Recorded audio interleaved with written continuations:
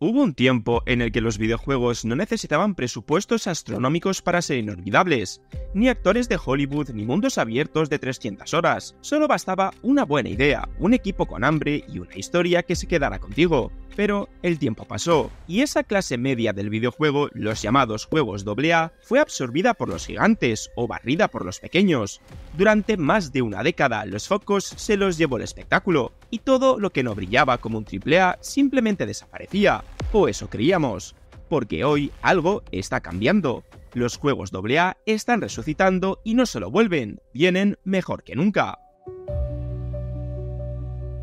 Durante años los juegos AA fueron el corazón latente de la industria. No eran los más espectaculares ni los más sonados, pero estaban en todas partes. Eran los títulos que llegaban sin hacer mucho ruido, pero que te atrapaban durante horas. Los que no copaban portadas ni acaparaban premios, pero dejaban huella. Los que, sin ser imprescindibles, hacían que tu catálogo de juegos fuera algo más que solo los grandes lanzamientos. Y luego, un día, sin que apenas nos diéramos cuenta, desaparecieron. No hubo titulares, no hubo despedidas, simplemente dejaron de estar ahí. Durante los 2000, los juegos AA vivieron su pequeño esplendor. Estudios como THQ, Midway, Capcom Vancouver o incluso Ninja Theory, cuando aún no era parte de Xbox, estaban a pleno rendimiento. Proyectos como Darksiders, The Saboteur, Singularity, Spec Ops: The Line o Enslaved, todos compartían una esencia. No eran gigantescos, pero tampoco eran pequeños. Tenían un alma propia, identidad visual y jugable. Sus estudios no eran colosos con 1000 empleados, pero sí contaban con el talento y el presupuesto suficiente para arriesgar con algo diferente. Y funcionaba. No necesitaban vender 20 billones de copias para ser rentables. Era una etapa donde la diversidad y el equilibrio coexistían, pero esa etapa no duraría para siempre. La década de 2010 cambió radicalmente el paisaje del videojuego. Por un lado, los AAA crecieron hasta volverse monstruos. Los estudios comenzaron a perseguir el hiperrealismo, las superproducciones, los mundos abiertos eternos.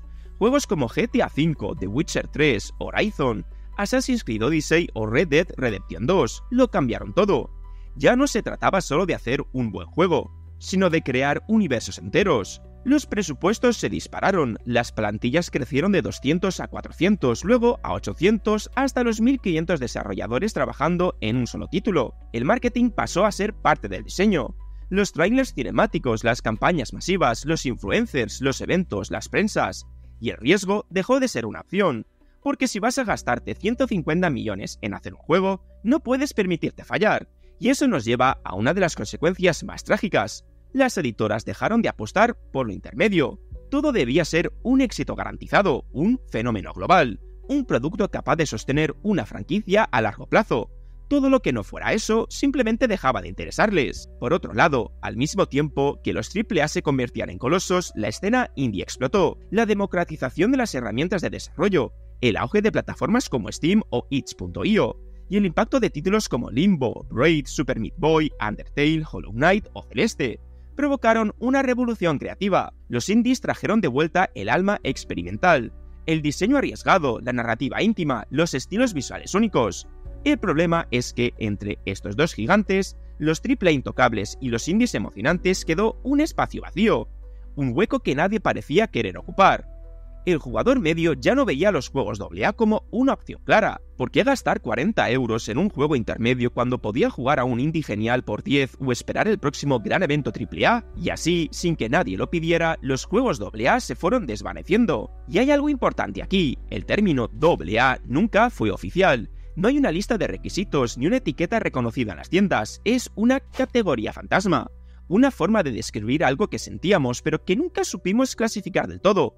Y eso fue parte de su problema. Mientras los AAA y los indies se hacían con una identidad clara, presupuesto, estructura, estilo de desarrollo, forma de distribución, los AA quedaron flotando en el limbo, ni tan pequeños como para recibir el cariño de los nichos, ni tan grandes como para competir con los escaparates principales. El resultado, una invisibilidad progresiva. Las tiendas digitales no los destacaban, las editoras no querían financiarlos, los jugadores no sabían si valían la pena, y los medios simplemente dejaron de hablar de ellos. El modelo tradicional del AA dependía de una cadena, que a partir del 2010 se rompió.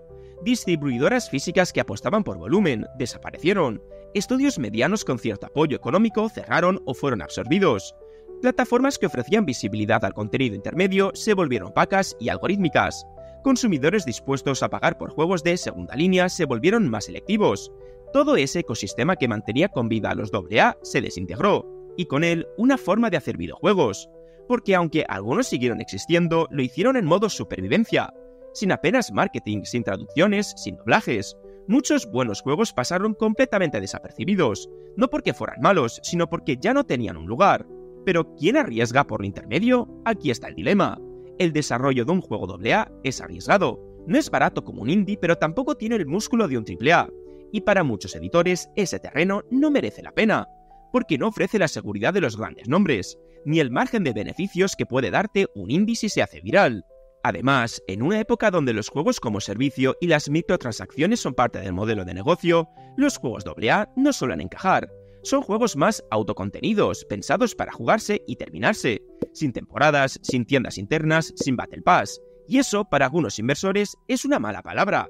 El resultado es que durante más de una década casi ningún gran estudio apostó por lo intermedio, solo proyectos muy personales o apoyos puntuales, mientras el grueso de la industria miraba hacia otra parte. Y sin embargo, en silencio, muchos jugadores seguían echando de menos esos juegos, los que duraban 10 o 20 horas, no 120, los que apostaban por una narrativa potente, no por un mapa con iconos infinitos, los que no tenían loot, ni pases de batalla, ni temporadas 6, 7 u 8, juegos contenidos, con ritmo, con intención, pero nadie sabía dónde encontrarlos, y durante años el espacio se llenó de silencio, y entre medias, nada.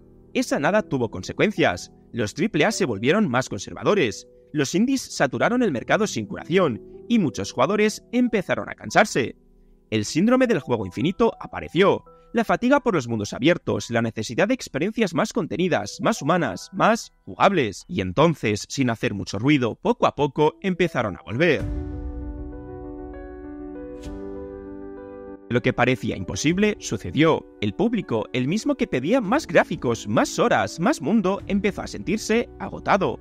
Otra entrega anual, otro pase de temporada, otro mapa abierto sin alma, algo empezó a hacer clic. Y justo cuando la saturación del AAA alcanzaba su punto más alto y el mercado indie empezaba a verse inundado por clones y clones sin filtro, empezaron a asomar cabezas, pequeñas, modestas, pero diferentes, los juegos AA renaciendo.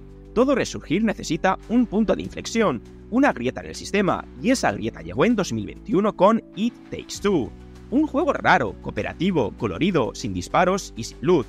¿Y sabes qué? Ganó el GOTY, sí, el mismísimo Game of the Year.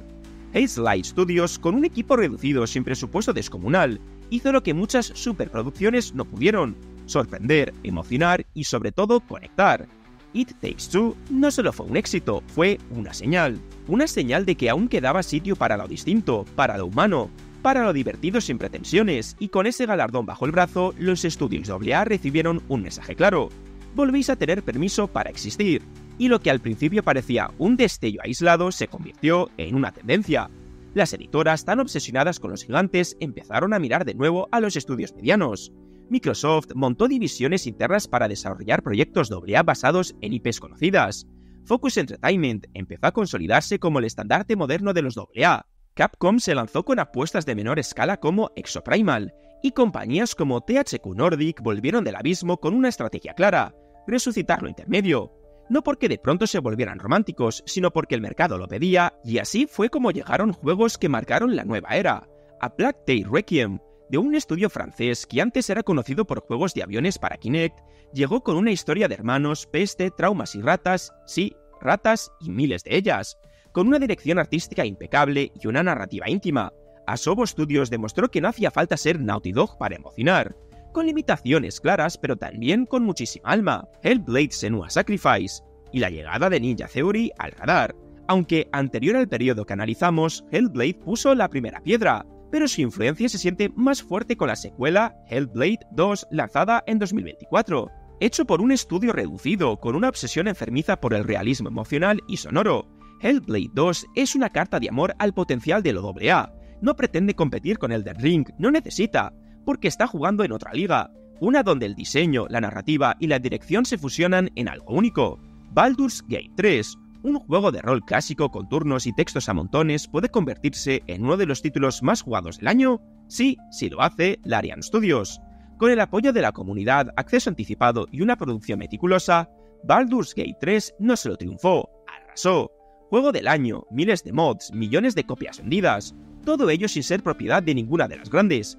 Y con una verdad incontestable, el amor por el diseño sólido, por la narrativa profunda, por la coherencia creativa, aún vende. Y entonces, en plena ebullición de los AA, un pequeño estudio francés lanza un tráiler y la gente se vuelve loca con Clair Obscur Expedition 33. Visualmente espectacular, con inspiración directa en el JRPG clásico, combates por turnos, narrativa poética, arte impresionista, y desarrollado por apenas 30 personas. Clair Obscur es la muestra de que los AA no se lo han vuelto, han aprendido a hablar el idioma de los grandes sin perder su alma, y por eso el público los está abrazando. Pero este resurgir no podría ser posible sin las herramientas actuales. Motores como Unreal Engine 5, bibliotecas de assets, IA generativa, herramientas de escaneo facial, han democratizado el acceso a los que antes era exclusivo de los AAA. Hoy, un equipo de 40 personas puede hacer un juego que luzca como uno de 200, puede sonar igual de bien, puede animar mejor, y puede contarlo todo con una libertad que muchas superproducciones han perdido. La técnica ya no es una barrera, el problema es la visión, y ahí muchos AA tienen ventaja, porque no tienen que rendir cuentas a 6 capas de ejecutivos, porque no necesitan un comité que revise cada línea de diálogo, porque siguen haciendo juegos como hace 20 años, con ganas. En el fondo somos nosotros los que hicimos posibles este renacimiento, porque empezamos a decir basta, basta de promesas incumplidas, basta de mundos vacíos, basta de gastar 80 o 90 euros por una beta disfrazada de estreno. Queríamos juegos completos, juegos que emocionen, juegos que respeten nuestro tiempo, y los AA escucharon.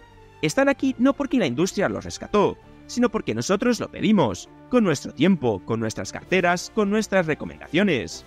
La industria ha cambiado, las herramientas han cambiado y el jugador ha cambiado, y en medio de todo eso los AA encontraron su lugar. No necesitan ser un trending topic cada semana, ni ganar premios todos los años, solo necesitan una cosa, ser recordados. Y cuando dentro de 10 años alguien te pregunte qué fue Clair Obscur, o cómo te sentiste jugando a Blacktail, o cuándo te reíste con It Takes Two, probablemente sonrías, porque no eran juegos perfectos, eran jodidamente buenos. Y si este vídeo te ha hecho mirar los videojuegos con otros ojos, ya sabes lo que hay. Deja un buen like, comparte con ese amigo que echa de menos lo bueno y cuéntame en comentarios, ¿cuál es tu joya AA favorita? O mejor aún, ¿cuál merece volver? Suscríbete si no lo estabas, porque el viaje de la cara oculta del gaming no ha hecho más que empezar. Dicho esto, nos vemos en el próximo vídeo.